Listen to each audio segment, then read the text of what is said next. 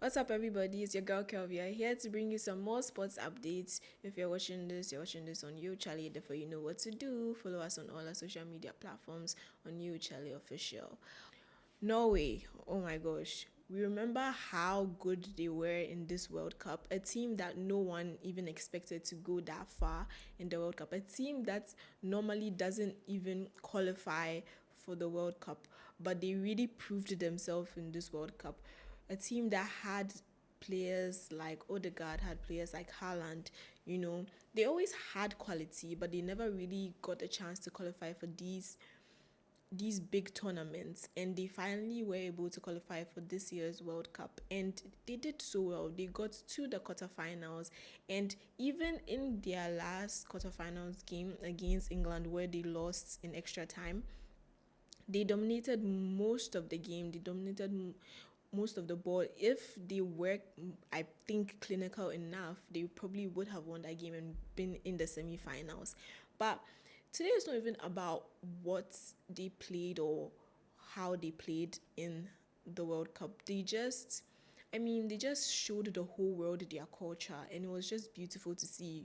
After them winning every game, the players gathering together and doing the role with, the fans. And we got to see that yesterday on the TL, where 90,000 Norwegians welcomed them back home. They were a lot, a lot. We saw it recently when Cape Verde were welcomed so beautifully back home after their run in the World Cup. And it was even bigger for Norway. 90,000 people. That's crazy numbers. And it was just beautiful to see all these people come together to celebrate, how far the team went to the tournament. It was just nice to see the Prince of Norway, conducting the role with, the fans, him playing the drums.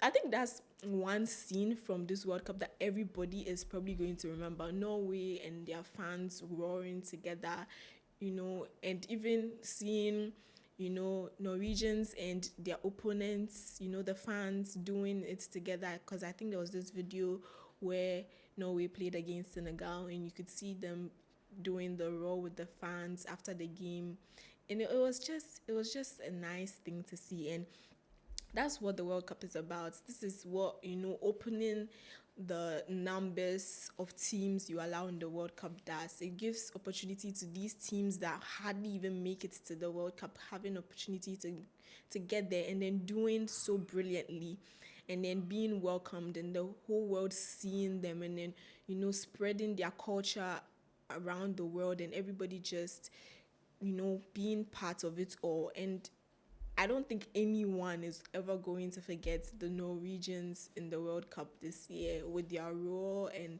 the drums, and just the support system was just a beautiful scene. And we can't wait to see them again in the next World Cup, because we need to see them again. We need to have Haaland in the next World Cup. He's just too good of a player, and the whole team in general. We just want to see more of stuff like that. Moving on to transfer news, United did reveal the signing of Andre Santos yesterday. They got him from Chelsea, but they haven't stopped there. There was a here we go about Tielemans also being looked at and coming to Manchester United. He has finished his medicals documents to be signed today. The United are moving. Their midfield was a very big problem in this coming season, because they are losing players like Casemiro, right, who were leaders in the midfield. So they needed to find solutions for the midfield, and it's nice to see players like this coming in, and let's see what he does for them as well. There's Alonso had a press conference where he also stated that Garnacho is definitely going to be moving on from Chelsea. So Garnacho spent just one season with Chelsea, but they are tired. They said they want him to move. So Roma are also looking at a potential move for Garnacho. There was also speculation and news about Caicedo moving to Barca. Details are yet to be completed, but I'm very sure a Here We Go is coming soon. So we're definitely going to see so many new faces in the different or respective leagues, be the La Liga, the Premier League, the Serie A. Everybody's just moving about. Now, yesterday I spoke about the Black Queens. Yes, I spoke about them participating in this year's WAFCON that begins on 26th July. They have some friendlies aligned before their first game on 29th July. Today, they would be playing a friendly against Ivory Coast, but then it's going to be behind closed doors. But trust us to bring you all the details on this. The Queens definitely want to build momentum going into the WAFCON. They were third place the last time, so they're trying to push and get higher than they finished the last time. And it's also about qualifying for the World Cup for the Queens. So they do have some friendly games before they commence the WAFCON at the latter part of this month.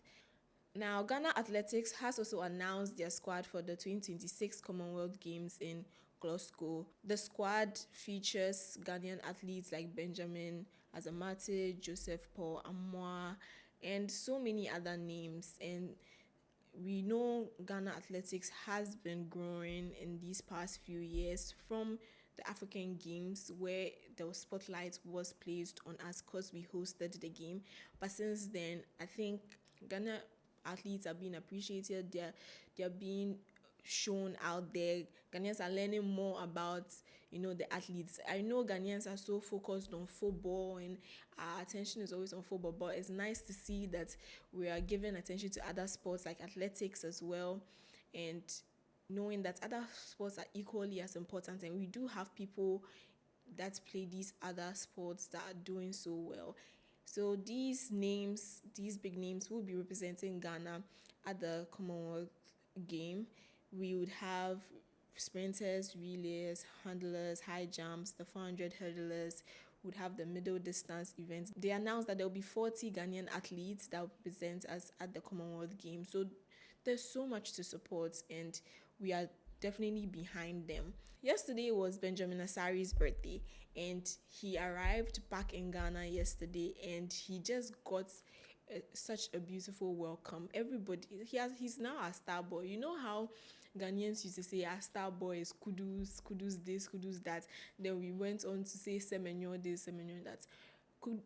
Now I can officially say that Asari has taken the throne as the new Black Star boy.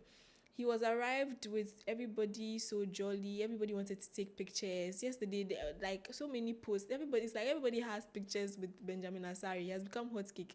But it's nice to see Black Star players getting recognition for some of the performances they put in the World Cup. Asari was outstanding in the World Cup. He played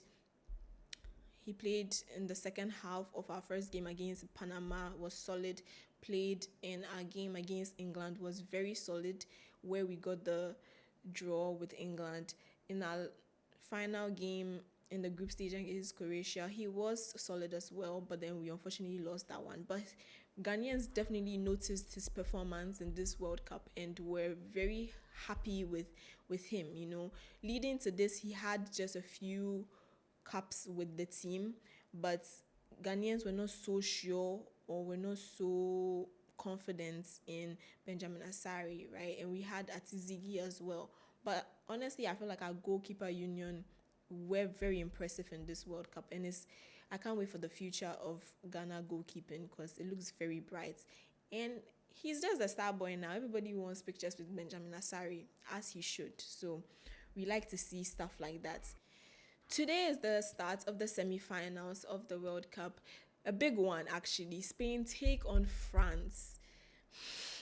I want to predict this game, but it's going to be very difficult to predict this game. France have had such a brilliant journey in this World Cup. Spain as well, equally.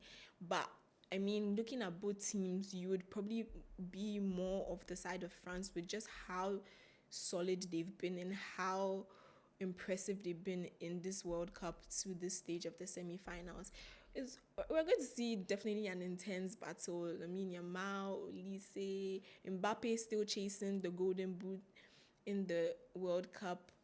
I mean, it's going to be a really intense game. Hopefully there are goals. Mostly these games you come and say you would expect goals, but then it ends up being like just a 1-0 or something. But I hope this semi-final game is very eventful and we get to see lots of brilliant play from both sides. And I think France would definitely have to watch out for Mourinho, because it seems like he has become Spain's super sub. He comes on and then he scores goals, and then they make it to the next round, and he always ends up scoring last minute goals that lead them to get the victory to go to the next round. So definitely France will have to look out for that.